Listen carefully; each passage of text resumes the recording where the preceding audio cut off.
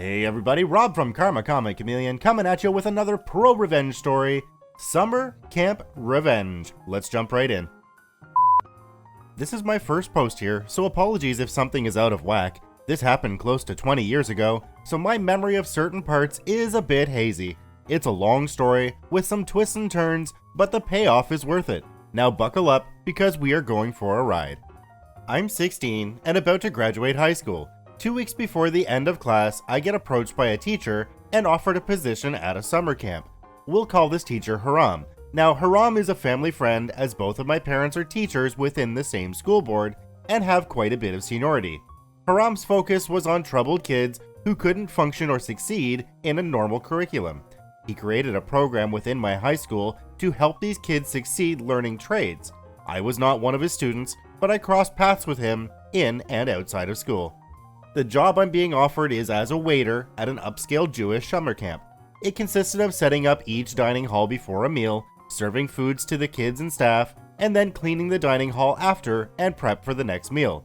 My direct boss would be the head waiter, who is supposed to be reporting to the camp assistant director. The pay was good, and I was to get 6 days off in the 7 weeks I'd be up there. I figured why not? I'll get away for the summer, make some money, and I was able to use the camp facilities in between shifts. I get hired, and am given my start date, which is about 3 days before my prom. Haram, of course, knows this and assures me that the camp has a policy of allowing paid time off for proms, so not to worry. The story. I get up to camp, meet the people I'm going to be working with, and discover that, while I am a waiter working for the camp, the kitchen is run by a catering company that the camp has contracted out to handle all the food purchasing and prep. The caterer and owner, who we'll call Dickon, hires his own staff to stock the food, cook it, and manage all the dishes. Now, Dickon has this stock boy, who we'll call Clarence, and he's Dickon's right-hand man. Dickon is in his late 30s, and Clarence is late 20s. Remember this. Dickon and Clarence give us a tour of the kitchen, and then sit us all down for a chat. Dickon explains that the kitchen is his kingdom, and if we look out for him, he'll take care of us. He then tells us to take any issues we have and day off requests to Clarence. I'm a bit confused at this point because this is not what I've been told, and I've always been a by-the-books person. I figure I'll play ball though, because I want to make a good impression and approach Clarence to let him know my prom and that I'll be taking 2 days off for it. Clarence then looks me up and down and says he can't let me take 2 days, but he might be willing to let me have 1 if I can prove to be a hard worker and team player. I'm like, WTF? This is not what I was guaranteed, and I'm not missing my prom. I decided the best course of action was to go speak with the head waiter to clear this up. Turns out he was useless and did whatever Clarence and Dickon told him to do. Went and spoke with Dickon, who said he'd think about it and get back to me. At this point, I'm like, F this, I don't work for you, and go see Haram. Now, one important thing to know is that Haram and Dickon hate each other. Haram manages the camp infirmary. One of his many jobs is to hire a real bona fide doctors to treat the kids and staff. Every year, the doctors start seeing spikes of kids getting sick after about 2 weeks, and they suspect it's malnutrition. Haram is pretty sure that the malnutrition stems from the poor quality of the food coming out of the kitchen, and has voiced this many times to the camp director. Dickon, in retaliation, managed to turn quite a few waiters against Haram. The waiters were all former students of Haram's, and it hurt him a lot. Some of them would even go to work directly for Dickon in and outside of the camp. Dickon also had a god complex and doesn't like people telling him how to do things, and went after anyone who went to the camp directorship about anything. I go to see Haram about my days off for prom. He gets this sour look on his face and says he'll take care of it. The next day, the camp assistant director comes into the kitchen, speaks with Dickon and Clarence, then tells me my days off are approved and wishes me a good prom. I think great, start working for the next few days, and then leave for prom. FYI, it ended on a really sour note, and my entire graduating class got kicked out of our hotel, but that's a story for another day. I get back up to camp, excited to get back to work and forget about the show of my prom, and things start off well. I'm a pretty extroverted person, so I make friends with the other waiters easily, and it turns out I was pretty damn good as a waiter and quickly became the unofficial backup head waiter. Myself and one other waiter are managing an entire dining hall to ourselves, 30 plus tables, while the other 8 manage the second dining hall. We do our shifts, and then head back to our bunks and chill during the time off. But we were actively discouraged from venturing out into the camp proper by Clarence. I thought this was weird, but since none of my new friends wanted to go out, I stayed in. What I did not know at the time was that while I was away, Clarence asserted his authority over the other waiters by pretty much treating them like crap unless they did what he wanted. They were keeping him happy, so they didn't get stuck with the real jobs.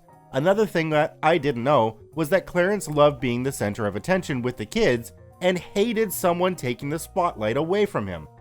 He'd be giving out cookies and snacks all the time, so the kids would come see him and would go out during meals to get the kids to cheer for him. I love kids, so I'd be goofing around with them at mealtime, having fun, doing fun things with the tables for the kids. I also start making friends with some of the actual camp staff, and this did not go unnoticed by Clarence, but also by the camp management. A waiter making friends with the staff was very uncommon at this camp. The staff were all from well-off Jewish families, mostly ex-campers, and the waiters were mostly f***ups with attitude issues and were looked down on. Clarence and Dickon used this to keep the waiters away from the rest of the camp, and also keep what was going on in the kitchen quiet from the camp director. A few weeks into camp, I get approached by the assistant director and get offered a position in the camp proper, working in a bunk to help oversee kids. I stupidly said no.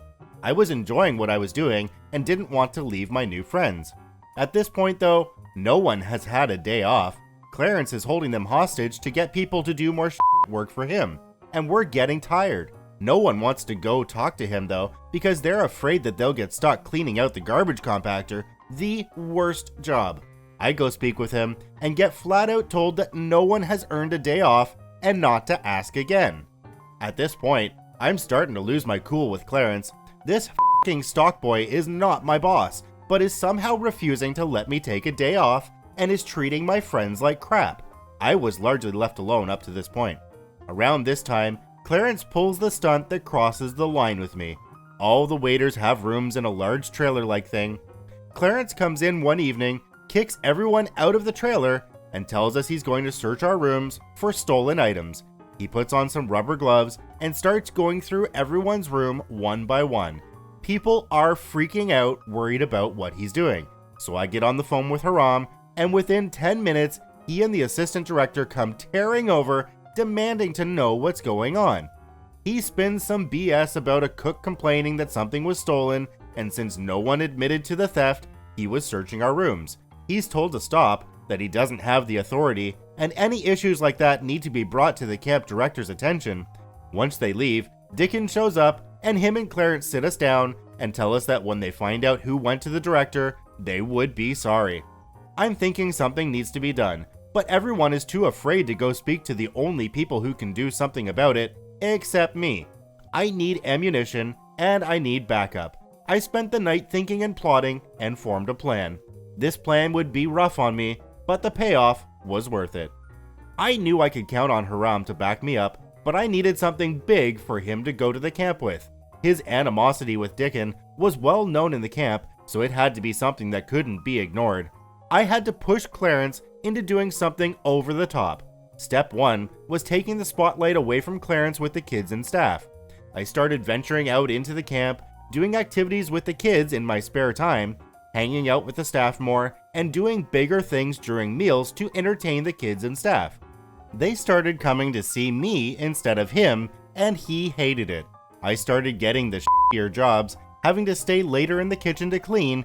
Things were working, but it wasn't enough. I needed to push things further. My participation in camp activities caught the eye of a few supervisors and program directors, and they started chatting with me and asking me to attend some of the big camp activities, which pissed off Clarence even more. Suddenly, my waiter friends are not talking to me very much, and some started getting hostile towards me. He started turning my friends against me. Still not enough. I need to pull out the big guns. I still haven't gotten a day off. Because I've become so visible in the camp, it's noticed that I haven't taken a day off. Program directors are curious about this, and I tell them it's been hard to get one. Boom. The assistant director gets involved, demanding to know why no one is getting a day off, and Clarence gets in. Days off are reinstated. Clarence is furious. I'm pretty sure I've pushed him far enough to do something stupid. I just didn't realize how bad it was going to be. After a meal service and I'm done cleaning a dining hall, at this point I'm having to clean one by myself, when Dickon and Clarence pull me outside. They tell me that they know I'm the one that's been going to the camp directors and that some people are pissed and that if I don't keep my mouth shut and head down for the next few weeks, they could not guarantee my safety. These two motherfuckers just threatened a 16-year-old with physical violence. I'm freaking out, but I had my ammo. I go to Haram and tell him what happened. He's livid, tells me he will do what he can and to ask for a transfer to the infirmary immediately. I go request the transfer and tell the assistant director what happened. He's skeptical, but will investigate, tells me to keep my head down and he'll get back to me. 2 days later, Haram, the assistant director, and the camp director come storming into the kitchen. They grab Dickon and Clarence, take them into an office, and ream into them. They come to me next, tell me that today was my last day as a waiter, and that I would be starting in the infirmary on the next morning doing triage. I get this massive send-off from the supervisors, PDs, and the assistant director, thanking me for being such a great waiter at my last service, and I spend my last couple of weeks working a great job with an offer to join the camp drama staff next summer. I'm happy and waiting to see what happens. Turns out that a massive investigation was launched. The camp director got involved after hearing about the threat and managed to get the other waiters to tell him what had been going on with Clarence. It was also discovered that the reason why Clarence was tearing people's rooms apart that night was because he lost some weed and thought someone had stolen it. Dickon was told that if he wanted to keep his contract with the camp, that Clarence would no longer be working for him here. He got fired. Clarence also worked with Dickon in school cafeterias. When word of what he did spread, he was not allowed to work in those cafeterias anymore thanks to Haram. Dickon was kept on a very short leash moving forward, and the camp waiters were treated much better as a result. I stayed at the camp for another 5 years, eventually running their drama program. A few years later, I moved into my first apartment and started to go to this little sandwich shop on the corner, and you'll never guess who worked there. Clarence. I don't know if he remembered me, but I enjoy having the piece of shit make me sandwiches for years. Part of me got to thinking if somebody was threatening a 16-year-old kid, then the camp administrators would likely get the police involved, but we don't see that in this story, which I find kind of odd. We're just told that Clarence got kicked out and we later see him making sandwiches in a shop. I'd like to think that there was more that happened there, but maybe OP doesn't know exactly what the outcome was for Clarence in between the time he left the camp and the time we see him in the sandwich shop. Once again, this is Rob from Karma Comic Chameleon. If you liked the video, I ask you to drop a like on it, subscribe, and share it with your friends, and we'll see you in the next one.